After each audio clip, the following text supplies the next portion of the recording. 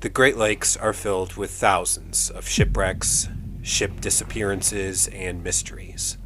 While some are very well known or more notable, there are still many that have never been discovered or their mystery solved.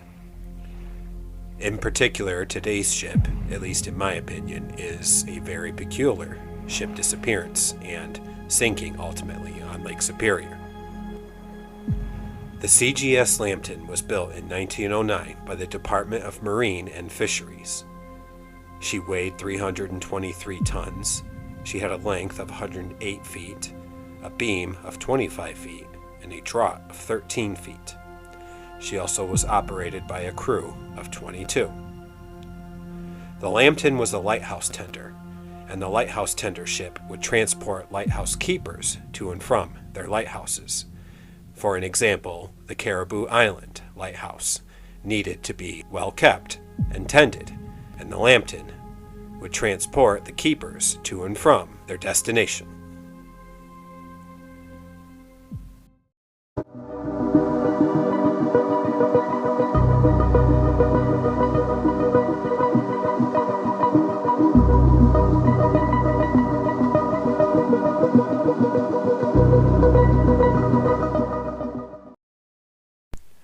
The story of the Cgs Lambton begins at the Caribou Lighthouse, which is located around 150 miles from Sault Ste. Marie. That's almost halfway between the American and Canadian border sides of the lake. It's no secret that the Great Lakes pose a very high risk and difficulty, especially during the winter season. Before the Lampton was sent on a Lake Superior mission, J. George Penfold, a lighthouse keeper from Port Arthur, became the new keeper of the Caribou Island lighthouse. He was to take on his mission by small boat. However, he objected to this request. Writing in his letters to the officials in Ottawa, they had decided to remove lighthouse keepers from government steamers. It was then decided that the Lampton would be sent out from Parry Sound. J. George Penfold, who knew Lake Superior well, wrote in his report that the Lampton was unfit to make the trip in removing the lighthouse keepers from Lake Superior in December. The dangerous conditions were a source of great fear and concern to travelers. Many people at that time had claimed and concluded that the Lampton was unstable and did not sail very well in any type of sea. Although J. George Penfold tried to publicize this situation, giving the conditions on the lake as a warning, the government of the day ignored his warnings. Sometime later, the Lampton sailed to Sault Ste. Marie to pick up 3 lighthouse keepers and 2 assistants to deliver them to their respective lighthouses: Parisinet Island, Caribou Island, and Michipicoten Island. The Lampton was scheduled to depart at around 10:30 a.m. on Tuesday, April 18th. However, there were several reports at that time of high winds on Lake Superior and heavy snowfall in some areas. The storm finally hit on April 19th, and calls were sent out to recall all ships out on Lake Superior to the port of Parry Sound. The Glenfinnan reported seeing the Lampton at around 2 p.m. that day. That was about 40 miles from Whitefish Point towards Caribou Lighthouse. On the 23rd, a radio communication was transmitted from Sault Ste. Marie to Parry Sound, stating that there had been a communication error and that the vessel sighted was not in fact the Lampton, but a pilot house covered in white and red paint. This was mistaken for the ship. When the Lampton failed to return, a search rescue was immediately put in place.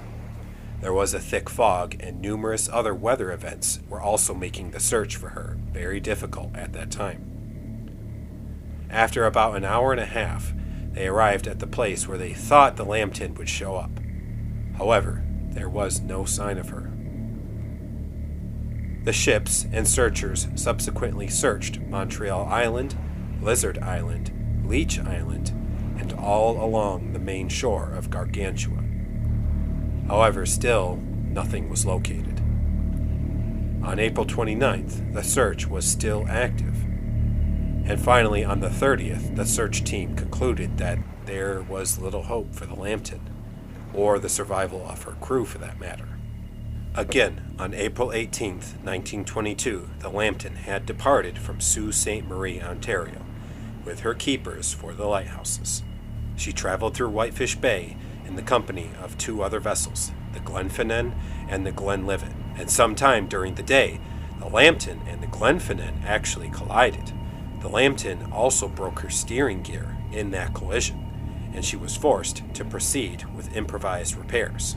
On the following day, after the Lampton had turned north away from the other two ships, is when, again, the storm had begun and blew into the area.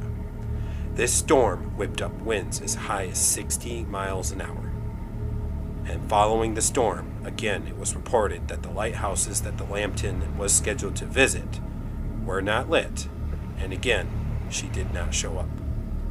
There was also a tugboat that was dispatched to follow her route. Overall, the entire search for the Lampton was about a week, and there was no sign of her, no wreckage or bodies. And this brought to the end the search for the Lampton, as she was declared a total loss. The Lampton was predicted to have sunk at around 6 p.m. on Wednesday, April 19th, 1922, and it may have been around the area of the Caribou Island. When the Lampton sank, she took the lives of 27 men with her. 22 of them were her crew, 3 were the lighthouse keepers, and the 2 helper assistants. There were never any bodies found or recovered from the icy depths of Lake Superior from the Lampton. With the loss of the entire crew, lighthouse keepers, and assistants, there were 8 women who were widowed and 28 children who were fatherless. Parents, sons, and siblings lost their brothers as well.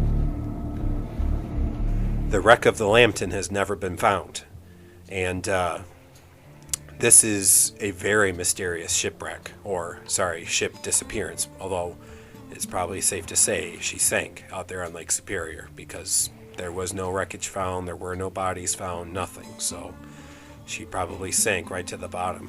What I find just ridiculous about the whole thing is that she wasn't even fit to be out, let's say, on the water in good times.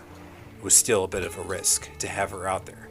And yet, I don't know if it was the company or if it was, big wigs in charge that just kept pushing for ships that really should not be out on Lake Superior, especially among the winter months, the November gales, when there's been such a long history of shipwrecks and ship sinkings and disappearances. The Lampton was not that big compared to steel steamers or other ships that I've covered on this channel. You know, she was bigger than a tugboat, but she was not near as giant as a lake freighter.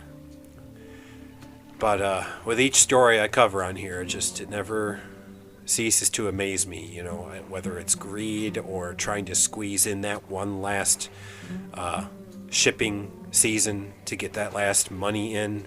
However, with the Lampton, she was just a lighthouse tender, and she was probably exchanging the rotation of lighthouse keepers to their different lighthouses. But definitely do tell me what you guys think in the comments section below. Was there anything that could have been more stressed about not taking her out especially in the winter season or a 60-mile-an-hour blizzard snowstorm. Why they thought that was still a good idea, I don't know. Maybe perhaps she didn't receive the return notice like the other ships did, because she never came back in. But yeah, tell me what you guys think about the Lampton and her mysterious disappearance. Perhaps they'll find her wreck one day over by Caribou Island, or maybe somewhere close by it, or wherever. But yeah, that will do it for this ship video. Definitely an intriguing one, so let me know what you guys think down below. And again, thank you for listening to another story of Songs of the Great Lakes. God bless you all, and I will see you again on the next story.